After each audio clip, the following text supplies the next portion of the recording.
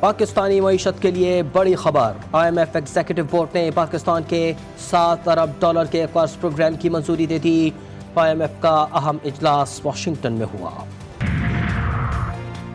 اقوام متحدہ کی جنرل اسمبلی کے اجلاس کے موقع پر عالمی رہنماؤں کی ملاقاتیں، وزیر اعظم شہباز شریف سے کویت کے ولی عہد، ترکیہ کے صدر اردوان اور مالدیپ کے صدر کی ملاقاتیں، بنگلہ دیش کے چیف ایڈوائزر ڈاکٹر یونس نے بھی ملاقات کی۔ اسرائیلی فوج نے ہستہ بستہ شہر غزہ کھنڈر بنا دیا۔ غزہ کی وزارت صحت نے فلسطینیوں کی لاشوں سے بھرا کنٹینر وصول کرنے سے انکار کر دیا جو اسرائیلی حکام کی جانب سے بھیجا گیا تھا۔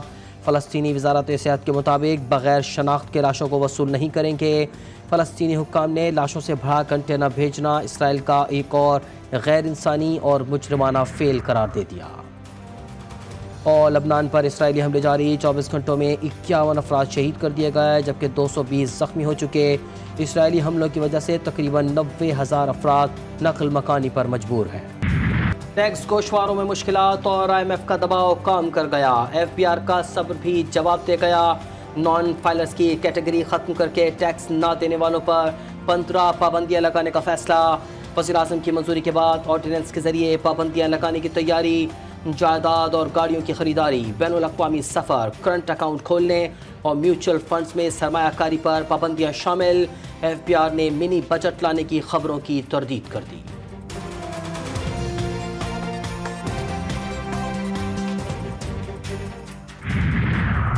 تحریک انصاف کو مخصوص نشستیں دی جائیں یا نہیں، الیکشن کمیشن کی 7ویں بیٹھک بھی بے نتیجہ ختم۔ سپریم کورٹ کے فیصلے پر الیکشن کمیشن متفقہ فیصلہ نہ کر سکا۔ ذرائع کے مطابق الیکشن کمیشن کے ممبر کی سپریم کورٹ کے فیصلے پر عمل درآمد کی تجویز۔ ممبران نے موقف اختیار کیا ہے کہ کیا ہمیں اپنے اختیارات اور قانون کو سرنڈر کر دینا چاہیے، فیصلے پر عمل درآمد نہ کر کے توہین عدالت کا مرتکب نہیں ہونا چاہیے۔ الیکشن کمیشن کا کل ایک اور اجلاس بلانے کا فیصلہ۔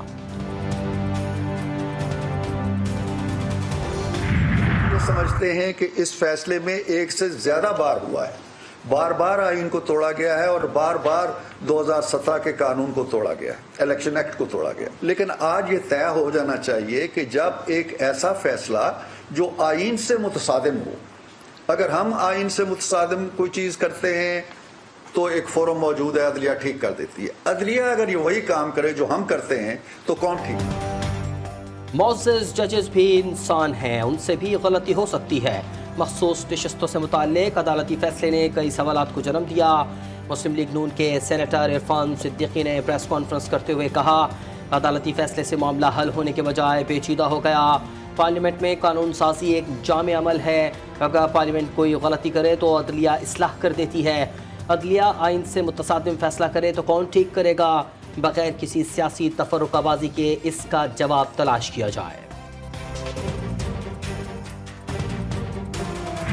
چیئرمین صاحب نے کہا خود بھی بار بار کہ اگر ہم چاہتے ہیں کہ ہمارے شہریوں کو فوری اور جلد انصاف ملے تو پھر آئینی وفاقی عدالت ضروری ہے، مجبوری۔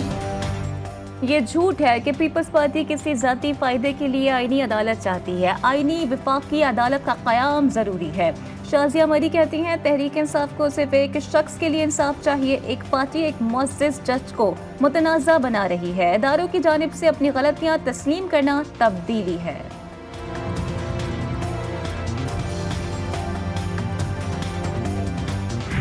میں اپنے نوجوانوں سے یہ پوچھنا چاہتی ہوں کہ کیا آپ ایک ایسا پاکستان چاہتے ہو کہ جس کے اندر گالی گلوچ ہو؟